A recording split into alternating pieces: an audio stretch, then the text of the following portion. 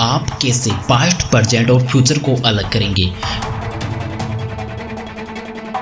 क्या आप इसे टाइम के आधार पर अलग करोगे? क्या टाइम हमेशा फॉरवर्ड चलता है? क्या टाइम सभी डायरेक्शन में गति करता है?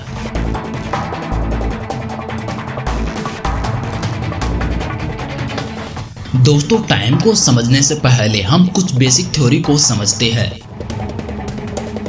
साल 1915 में अल्बर्ट आइंस्टाइन ने अपनी जनरल थ्योरी ऑफ रिलेटिविटी को पब्लिश किया था। इस थ्योरी के माध्यम से अल्बर्ट आइंस्टाइन ने इस पूरी दुनिया और इस ब्रह्मांड को एक अलग ही नज़रिए से प्रेजेंट किया।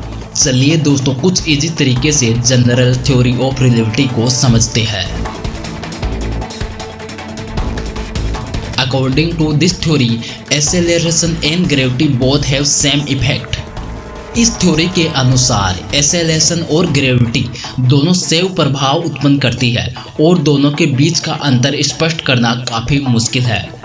अल्बर्ट आइंस्टाइन ने बताया कि ग्रेविटी फोर्स नहीं बल्कि एक्सेलरेशन का एक इफेक्ट है जो कि स्पेस टाइम में हुए कर्व के कारण होता है।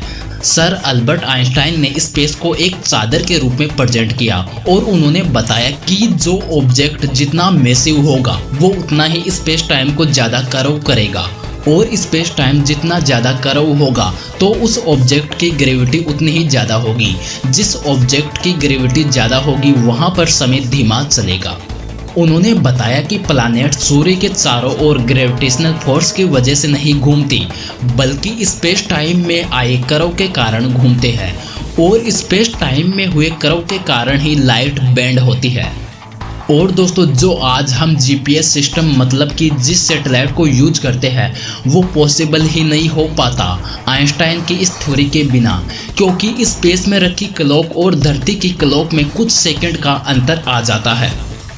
जनरल थ्योरी ऑफ रिलेटिविटी के कारण हमें स्पेस टाइम को समझने में मदद मिली और साथ में ही हमें यह भी पता चला कि ग्रेविटेशनल फोर्स स्पेस में आए कर्व के कारण उत्पन्न होती है और कैसे इससे टाइम और लाइट इफेक्ट होती है।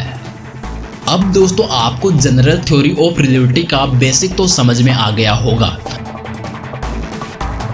अब इसके बाद ग्राउंड ब्रेकिंग थ्योरी के अनुसार फिजिक्स के सभी लॉ नॉन एक्सेलरेशन ऑब्जर्व के लिए सेम होते हैं।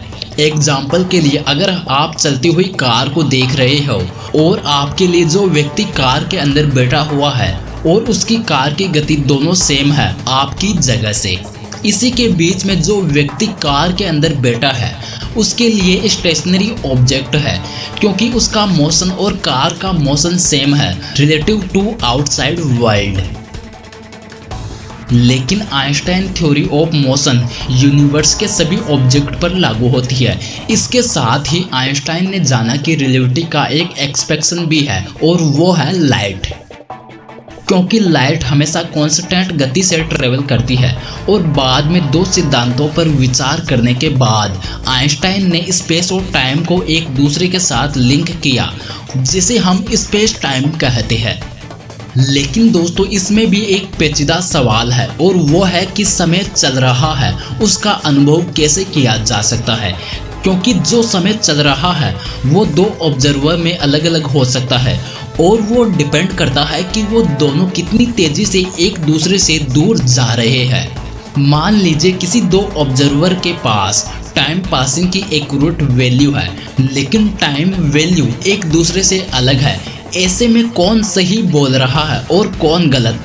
असल में दोस्तों दोनों ही सही बोल रहे हैं, क्योंकि दोस्तों हमें पता है कि डिफरेंट टाइम जोन एग्जिस्ट करते हैं, इसलिए दोनों ही सही बोल रहे हैं।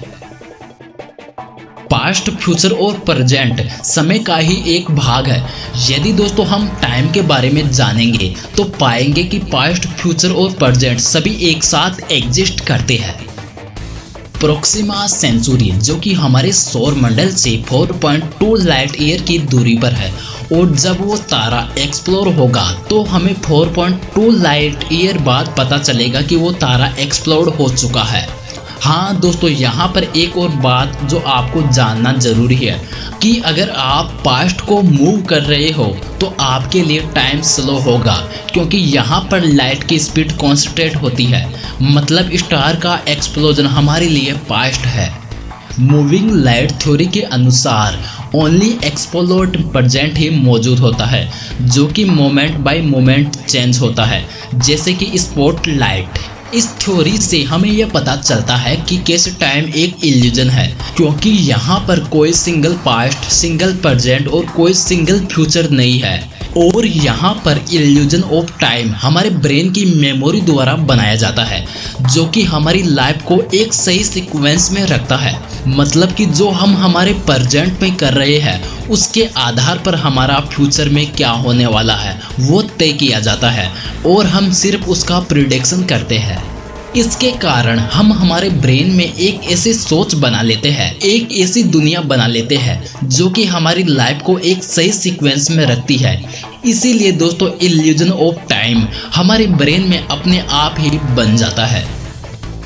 तो बस दोस्तों इस वीडियो में इतना ही। उम्मीद करते हैं आपको हमारी ये वीडियो पसंद आई होगी। इस वीडियो को लाइक शेयर जरूर करें।